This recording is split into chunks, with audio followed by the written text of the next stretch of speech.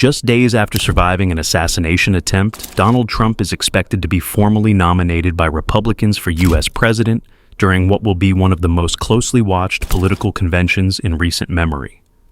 On July 13, 2024, a shocking assassination attempt targeted former U.S. President Donald Trump during a rally in Butler, Pennsylvania. The assailant, armed with an AR-15 rifle, managed to position himself about 450 feet from Trump on a nearby rooftop. As Trump began his speech, the gunman fired 8 shots. One bullet struck Trump near his upper right ear, narrowly missing his brain and leaving him injured but alive. The Secret Service quickly intervened, protecting Trump and neutralizing the shooter. The attack also resulted in the death of a spectator, 50-year-old Corey Compratore, and critically injured 2 others. This incident is the most severe assassination attempt on a U.S. president or major candidate since Ronald Reagan's shooting in 1981. The Secret Service, tasked with protecting the president and other key figures, faced significant scrutiny following the attack.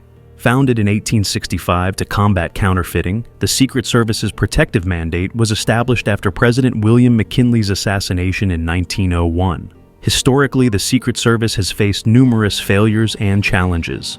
Teddy Roosevelt was wounded in 1912, while FDR narrowly escaped an assassination attempt in 1933. In 1950, 2 armed men attacked Truman's residence, and JFK was assassinated in 1963. Robert F. Kennedy was also killed in 1968, prompting an expansion of Secret Service protection to include presidential candidates. Other notable incidents include George Wallace's shooting in 1972, which left him paralyzed, and Gerald Ford's narrow escapes in 1975. Despite a notable success rate in preventing serious incidents, there were multiple close calls, such as John Hinckley Jr. or 1981 attempt on Reagan. Notably, there have been attempts and scandals since then, including Bill Clinton's 1994 White House shooting and George W. Bush's 2005 grenade attack. In recent decades, the Secret Service has expanded significantly, with a budget of $3 billion and a force of approximately 8,000 agents. Despite this growth, it has faced scandals, such as Oscar Ortega's 2011 shooting at the White House. The July 2024 attack underscores ongoing concerns about the effectiveness of the Secret Service in safeguarding high-profile individuals, reflecting both its historic challenges and the increasing complexity of its protective responsibilities. On a day marked by confusion and miscommunication, Secret Service agents were immediately alerted to gunshots near the White House, but were quickly directed by a supervising sergeant to stand down. The sergeant erroneously believed the sounds were merely construction noise. Meanwhile, a key suspect, Oscar Ortega Hernandez, sped away from the scene in his car. 4 minutes later, he crashed near the Roosevelt Bridge. Eyewitnesses promptly reported the crash to 911, but Ortega managed to flee within 5 minutes of the call. Local police and Secret Service agents soon arrived at the abandoned vehicle, discovering a rifle and 9 spent shell casings. Despite this evidence, it took several days for authorities to connect these findings to the earlier White House incident. The connection was only made when a White House housekeeper found a broken window and bullet holes in the wall 4 days later. Secret Service agents, fearing to contradict their superiors' initial misjudgment, delayed the investigation. Additionally, the lack of surveillance equipment around the White House perimeter hindered the investigation. Previous scandals and failures. The Secret Service's credibility was already under scrutiny due to several high-profile scandals. In 2012, prior to President Obama's visit to Cartagena, Colombia, for the Summit of the Americas, 135 Secret Service agents were dispatched to prepare the area. However, around a dozen agents engaged in a scandal involving prostitutes, leading to the dismissal of 10 agents. The incident severely damaged the Secret Service's reputation. The agency faced further criticism in 2014 when Omar J. Gonzalez, a war veteran with PTSD, breached the White House's North Lawn. He successfully ran past security measures and into the White House before being apprehended. Alarmingly, an alarm box meant to alert security was intentionally muted due to previous complaints about its volume. This lapse allowed Gonzalez to reach deep into the White House before being stopped, causing another scandal and leading to the resignation of Secret Service Director Julia Pearson. Congressional inquiry and reforms. Following these incidents, the House of Representatives launched an inquiry into the Secret Service's conduct. The 2014 House Commission highlighted a catastrophic failure of training and recommended reforms, including a policy requiring agents to spend 25% of their work time in training. At the time, agents averaged only 3% of their work time in training. Although the Secret Service initially agreed to this reform, compliance was lacking. By 2018, agents' training time had only increased to between 3% and 6%, well below the target. In 2019, the Secret Service publicly retracted its commitment to the 2014 training goals, opting to reevaluate instead. The 2024 threat and security oversights, the Secret Service faced another major test with a planned rally for President Donald Trump on July 13, 2024, at the Butler Farm Show grounds in Meridian, Pennsylvania. The event was announced on July 3rd, giving potential attackers up to 10 days to prepare. Thomas Matthew Crooks, the would-be attacker, is reported to have scouted the area on July 7th. The Secret Service conducted its own site visit on July 8th, missing Crooks by 1 day. On the day of the rally, the Secret Service implemented a security plan involving an inner perimeter fenced area, metal detectors for attendees, and agents stationed within this perimeter. Snipers were placed behind Trump's podium and on nearby rooftops. However, no Secret Service agents were assigned beyond the inner perimeter, and responsibility for these areas fell to local law enforcement agencies.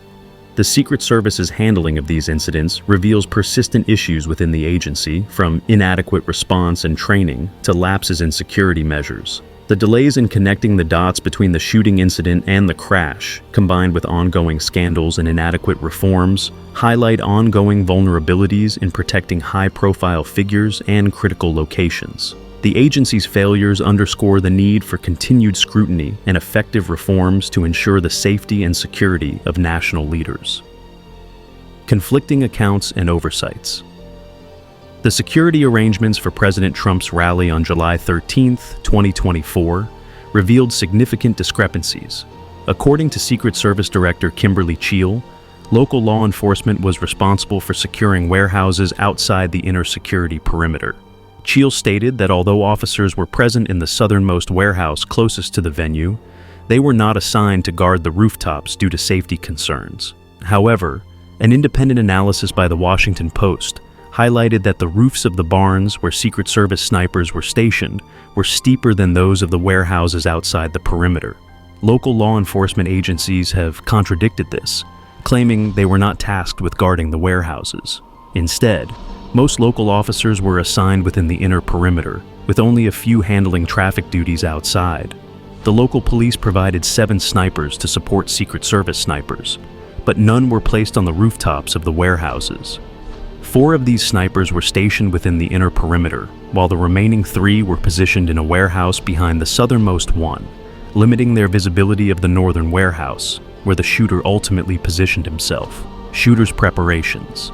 On the day of the attack, Thomas Crooks purchased a ladder, ammunition, and other equipment from a local Home Depot. He arrived at the rally site with an AR-15 rifle, a bulletproof vest, explosive devices, and a drone.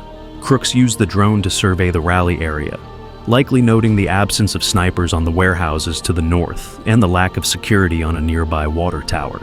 At approximately 5:10 p.m., local police spotted Crooks acting suspiciously outside the inner perimeter and reported him to the Secret Service.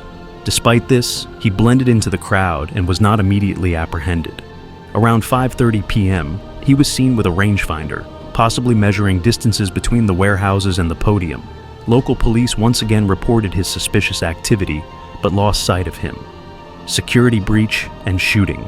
At around 5:50 p.m., the Secret Service observed a suspicious figure on the roof of the AGR International warehouse, but was unsure if it was an officer or an intruder. They requested local police to investigate, but there was a delay due to jurisdictional issues. By 6:09 p.m., rally attendees noticed Crooks on the warehouse roof with a rifle and alerted authorities. The northernmost Secret Service counter-sniper team, positioned about 400 feet away, may have been alerted to the threat, but it is unclear when they first spotted Crooks. Local police who had left their traffic duties also began investigating. Despite these efforts, the security measures failed to prevent Crooks from setting up on the warehouse roof and preparing for the attack. a local police officer attempted to investigate suspicious activity on the roof of the southernmost warehouse near President Trump's rally. Upon spotting the officer, shooter Thomas Crooks aimed his rifle at him, causing the officer to retreat immediately. Shortly afterward, Crooks began firing at Trump, who was approximately 450 feet away. Despite narrowly missing Trump, who ducked behind a podium, Crooks managed to fire additional rounds, some of which hit the audience. Corey Compertor, a 50-year-old former firefighter, was killed and 2 others were critically injured. Secret Service counter-snipers, stationed on barns behind the podium, responded swiftly, eliminating Crooks. Trump was then quickly shielded by Secret Service agents, who escorted him to safety while he posed for photographs despite the chaos. Security failures and unanswered questions. The incident has raised significant questions about security. Despite Crooks's clear shot from a rooftop, he was not intercepted until he began firing.